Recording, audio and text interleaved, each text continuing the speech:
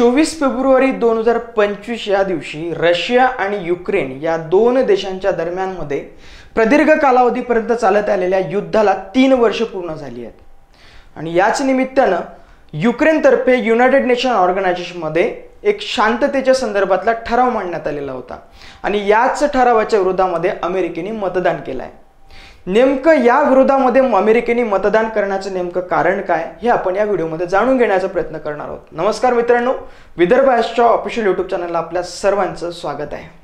तत्पूर्वी आपण ही बातमी पाहणं आवश्यक असेल, ज्यामध्ये 24 फेब्रुवारी रोजी एक ठराव मांडण्यात आला होता युक्रेनतर्फे।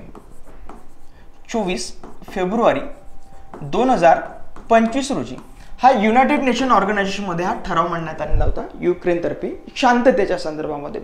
तर नेमकं काय बातमी बघूया आपण। US join Russia to vote against united nation resolution on Ukraine war, India and China abstain. तर या ठिकाणी ही सुद्धा महत्त्वाचं आहे की भारत आणि चीनची काय भूमिका आहे या ठरावाच्या विरोधामध्ये बाबत। तर एक महत्त्वाचं, भारत आणि चीन या दोघांनीही स्थिर किंवा तटस्थ भूमिका या ठिकाणी घेतलेली आहे। ते दोघंही गैरहजर राहिले आहेत या ठरावाच्या संदर्भामध्ये।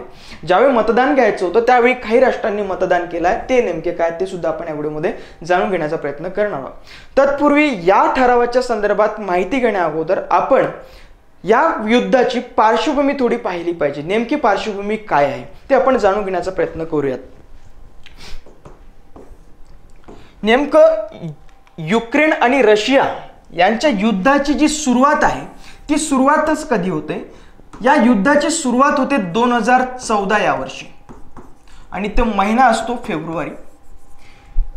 या 2014 मध्ये साधारण 10 ते 11 वर्ष या युद्धाला होत आहेत, परंतु आक्रमण जर म्हटलं तर ते त्या ठिकाणी 2022 मध्ये करण्यात आलं।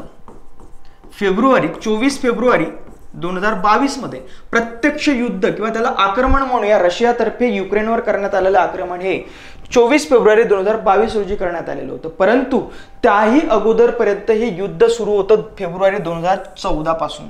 त्यामागचं नेमकं काय आहे हे 3 काही ट्रँगल आपण या ठिकाणी पाहणं आवश्यक असेल। त्यामध्ये युक्रेनचे माजी राष्ट्राध्यक्ष विक्टर युकोनोविच आणि त्यानंतर क्रिमिया आणि नाटो या 3 गोष्टी एकमेकांशी संलग्न आहेत आणि त्यातूनच हे युद्ध म्हणजे आक्रमण आपल्याला दिसून येतं रशियातर्फे करण्यात आलेलं 24 फेब्रुवारी 2022 चं। यामध्ये काय आहे ते आपण थोडं संदर्भात पाहण्याचा प्रयत्न करूयात। पहिली गोष्ट तर युक्रेनचे माजी राष्ट्राध्यक्ष विक्टर आपण यांचं आडनाव न पाहता फक्त विक्टर म्हणूनच म्हणूया, सोपं वाटेल। विक्टर युकोनोविच आहेत ते। विक्टर हे जे आहेत तर युक्रेनचे माजी राष्ट्राध्यक्ष आहेत आणि युक्रेनचे माजी राष्ट्राध्यक्ष असून ते रशियाचे राष्ट्राध्यक्ष पुतिन यांच्या मर्जीतले आहेत किंवा यांच्या बाजूने उभे राहणारे ते एक राष्ट्राध्यक्ष होते। 2014 पर्यंत त्यांचा कालावधी होता म्हणजे याचा अर्थ असं नाही त्यांच्या विरोधात क्रांती करण्यात आलेली होती। ती क्रांती होती रिव्हॉल्युशन ऑफ डिग्निटी, म्हणजेच त्यालाच प्रतिष्ठेची क्रांती असं सुद्धा म्हटलं गेलं आहे। प्रतिष्ठेची क्रांती।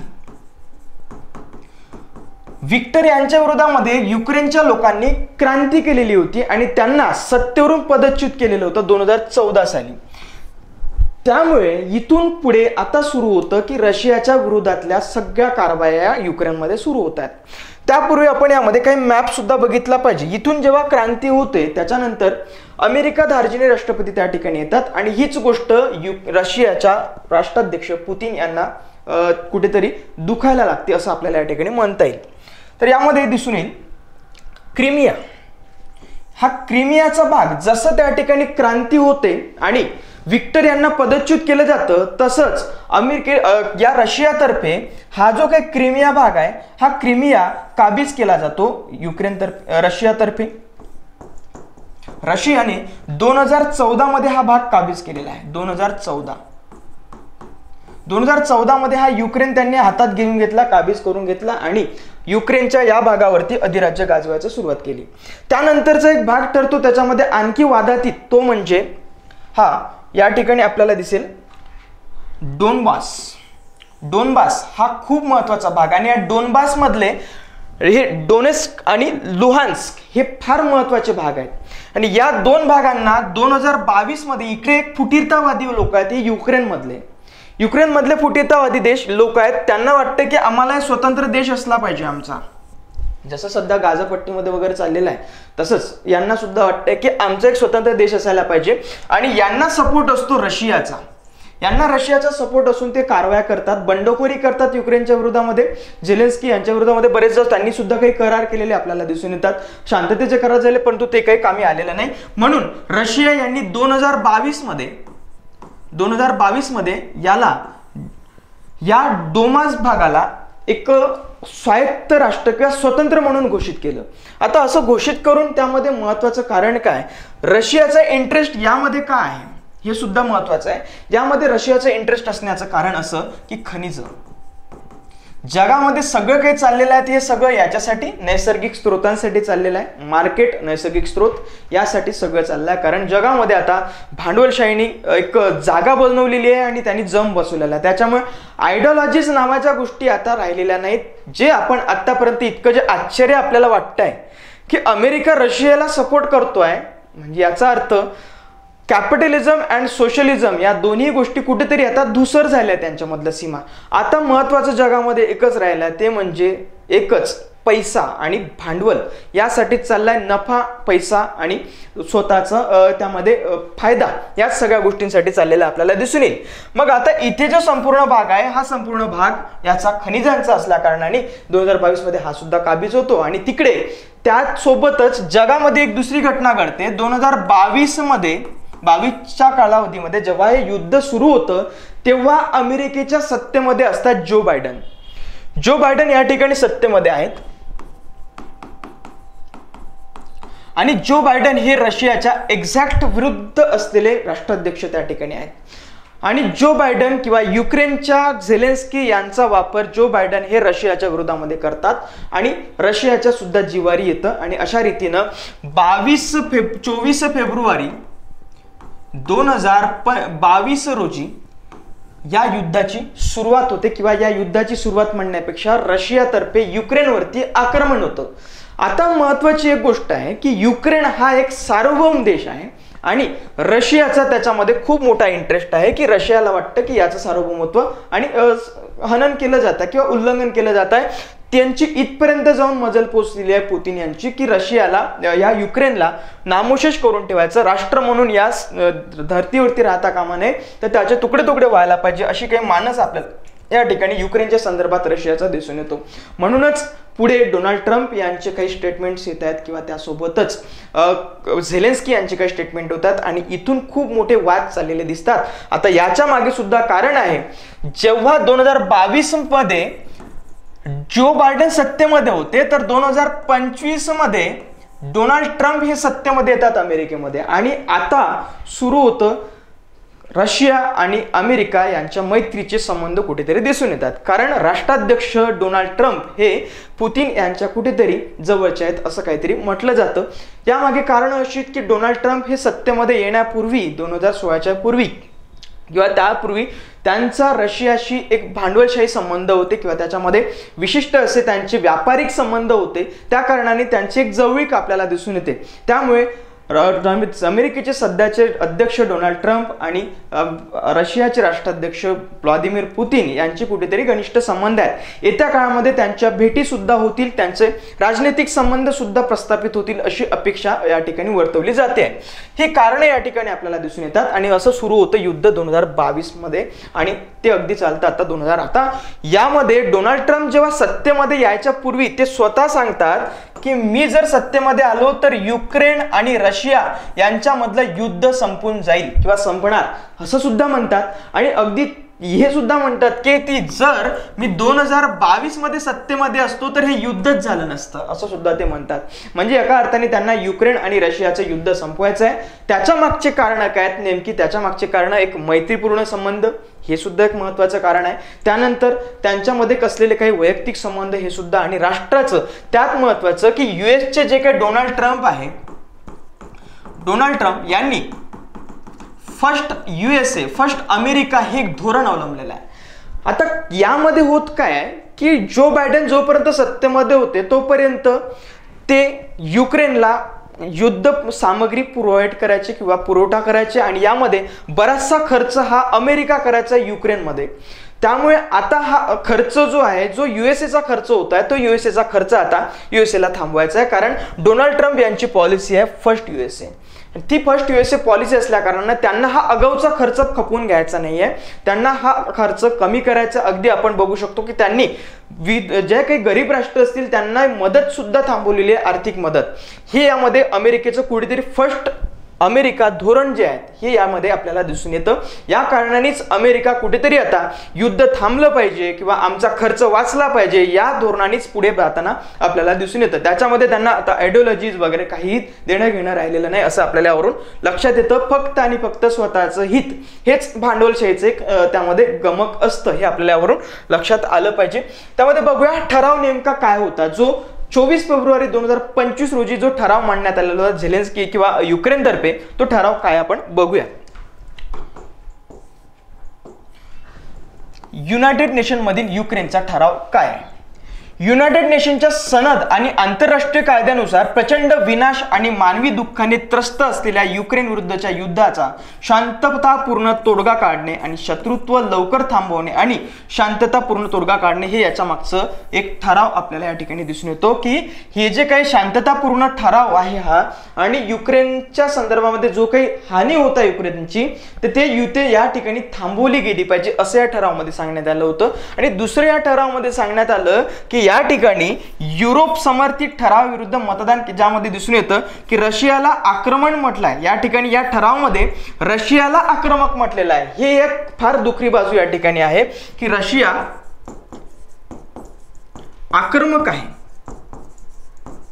असं या ठरावामध्ये म्हटलं गेलेलं आहे. आणि नेमकं म्हणूनच या ठरावाच्या विरोधामध्ये युएसएने मतदान केलेलं आहे की रशिया आक्रमक नाही आहे, तर याच्या मागे प्रमुख आक्रमक जो आहे तर तो झेलेन्स्की आहे. म्हणजे याचा अर्थ युक्रेन आहे. युक्रेनलाच दोष मागील काही दिवसांमध्ये अमेरिकेचे राष्ट्राध्यक्ष डोनाल्ड ट्रम्प हे युक्रेनच्या राष्ट्राध्यक्षांना देत आहेत. युक्रेनच्या राष्ट्राध्यक्षांना ते अक्षरशः म्हणतात की ते एक त्याला काय म्हणतो हुकुमशहा आहेत किंवा एक डिक्टेटर आहेत, असे सुद्धा शब्द त्यांनी वापरलेले आहेत युक्रेनच्या राष्ट्राध्यक्षांच्या संदर्भामध्ये. म्हणूनच ही या ठिकाणी मोठ्या प्रमाणात एक गोष्ट घडताना दिसते की आता अमेरिकेचे राष्ट्राध्यक्ष आणि रशियाचे राष्ट्राध्यक्ष हे कुठेतरी आता एकत्र येतील, हे यावरून आपल्याला महत्त्वाचं लक्षात येतं. आणि युद्ध सुद्धा थांबायला कुठेतरी आता चान्स मोठ्या प्रमाणात दिसून येईल. जर पैसाच जर थांबवलेला असेल तर युद्ध होणार नाही, पुढे कुठेतरी हात टेकवले जातील, हे आपल्याला यावरून लक्षात येतंय. आणि त्यासोबतच ते म्हणतात की जे काही युक्रेनचे राष्ट्राध्यक्ष आहेत, युक्रेनचे राष्ट्राध्यक्ष झेलेन्स्की, त्यांचा कालावधी हा 2024 मध्ये संपलेला आहे.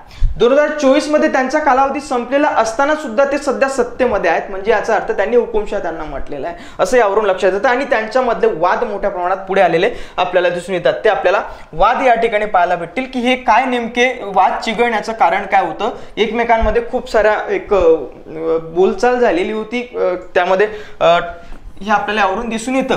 ट्रम्प कॉल झेलेन्स्की डिक्टेटर त्यांनी म्हटलेलं आहे. डिपेंड फॉर रिफ्ट between the Washington and Russia Ukraine war याच्यावरती आपल्याला वाद झालेले दिसून येतात. तर काय म्हणतात, काय म्हटलं त्यांनी, युद्ध काळात निवडणुका पुढे ढकलल्याबद्दल अमेरिकेचे राष्ट्राध्यक्षांनी झेलेन्स्की यांना हुकुमशाह सुद्धा म्हटलेला आहे. आणि त्यानंतर डोनाल्ड ट्रम्प यांनी युद्ध सुरू करण्यासाठी जबाबदार युक्रेन आहे असं म्हटलेलं आहे. युद्ध सुरू होण्यासाठी जबाबदार अमेरिकेने युक्रेनला धरलेला आहे. म्हणून युएसएने कुठेतरी या ठरावाच्या विरोधामध्ये मतदान केलेलं आपल्याला दिसून येतं.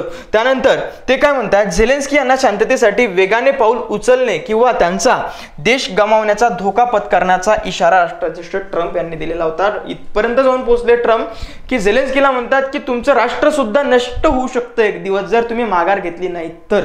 त्यामध्ये नंतर पुढे दिसतं झेलेन्स्की यांनी उत्तर दिलं. डोनाल्ड ट्रम्पला म्हणतात ते की रशियाने बनवलेल्या कन्फर्मेशन स्पेस म्हणजे याचा अर्थ त्यांना कुठेतरी एक भास होतोय किंवा रशियाने जे काही आरोप तयार केलेले आहेत, जो काही सुडोइझम तयार केलेला आहे त्याच्याच आधारे ट्रम्प बोलतायत असं त्यांना वाटतं आणि गैरसमज होतोय ट्रम्प यांना असं ते स्वतः म्हणतायत. म्हणून या ठिकाणी हा वाद मोठ्या प्रमाणात चिघळलेला होता. तर बघूया आपण मित्रांनो की या ठरावाच्या विरोधामध्ये आणखी कोणी कोणी मतदान केलंय, कोण तटस्थ राहिलाय, हे देश थोडं पाहणे फार आवश्यक असेल आपल्याला. कारण की G7 राष्ट्रांपैकी केवळ एकमेव अमेरिका हा असा आहे की त्यांनी या ठरावाच्या विरोधामध्ये मतदान केलं. तर नेमके कोणकोणते देश आहेत ते आपण या ठिकाणी पाहण्याचा प्रयत्न करूया. ठरावाच्या बाजूनी मतदान करणारे आणि विरोधामध्ये मतदान करणारे तसंच गैरहजर किंवा तटस्थ राहणारे कोण आहेत ते आपल्याला पाहणं आवश्यक ठरेल. या ठरावाच्या विरोधामध्ये म्हणजे बाजूनी होकार देणारे कोण कोण आहेत? होकार देणारे आहेत 93 देश आहेत एकूण आपल्याकडे. एकूण 93 देश त्यांनी या ठरावाच्या बाजूनी मतदान दिलं. 194 वगैरे देशांनी या ठिकाणी 73 वगैरे मतदान केलेलं आहे. बघूया. ऑस्ट्रेलियाने मतदान केलं होकार, ठीक आहे. हे जे काही होते तिथे शांतता व्हायला पाहिजे आणि रशियाचा याच्यामध्ये दोष आहे, या बाजूनेही मतदान करतायत. ऑस्ट्रेलिया मतदान केलं. Japan, Singapore, New Zealand, Germany, UK, France, Italy, Spain, Poland, Indonesia, Cambodia, Canada, Egypt, Turkey, Ukraine अर्थात असणारच, त्यामध्ये काही वादच नाही. म्हणजे आता भारताचे शेजारी कोण आहेत की ज्यांनी या ठरावाच्या बाजूनी मतदान केलं? त्यापैकी आहेत भूटान, नेपाळ, मालदीव आणि म्यानमार यांनी या ठरावाच्या बाजूनी मतदान केलं. तर विरोधामध्ये मतदान करणारे नेमके कोण आहेत ते आपल्याला थोडं या ठिकाणी पाहणं संयुक्तिक ठरेल. नकार देणारे 18 देश या ठिकाणी आहेत. रशिया अर्थातच असणार, त्यानंतर अमेरिका, ही एक महत्वाची गोष्ट आहे. अमेरिकेने या ठिकाणी विरोधामध्ये मतदान केलं. तर उत्तर कोरिया नक्कीच करणार, त्यानंतर Belarus, Hungary, Israel, Haiti, Burkina Faso, त्यानंतर बुरिंडी, त्यानंतर इक्वेटोरियल गिनी, त्यानंतर इक्वेटोरियल गिनी आहे, त्यानंतर इरिट्रिया, माली, मार्शल बेट, त्यानंतर आहे निकाराग्वा, नायजेरिया, पलाऊ आणि सुदान यांनी या विरोधामध्ये मतदान केलेलं आहे. हे काही देश आपल्याला या ठिकाणी दिसून येत आहेत. त्यानंतर गैरहजर असल्यापैकी कोण आहेत की ज्यांना यामध्ये पडायचं नव्हतं, गोळा तुमच्या भांडणं झालं, तुम्ही तुमच्या चित्र आमचं काही नुकसान करू नका असं म्हणणारे कोण आहेत? तर त्याच्यामध्ये आपल्याला दिसून येतील जे डेव्हलपिंग कंट्रीज आहेत, जे उभरते हुए राष्ट्र गैरहजर राहिले त्या ठिकाणी किंवा त्यांनी मतदान केलेलं नाहीये. हे आपल्याला या ठिकाणी 65 असे देश आहेत. कोण कोण आहेत? अर्थातच भारत आहे, ब्राझील, चीन आहे, दक्षिण आफ्रिका.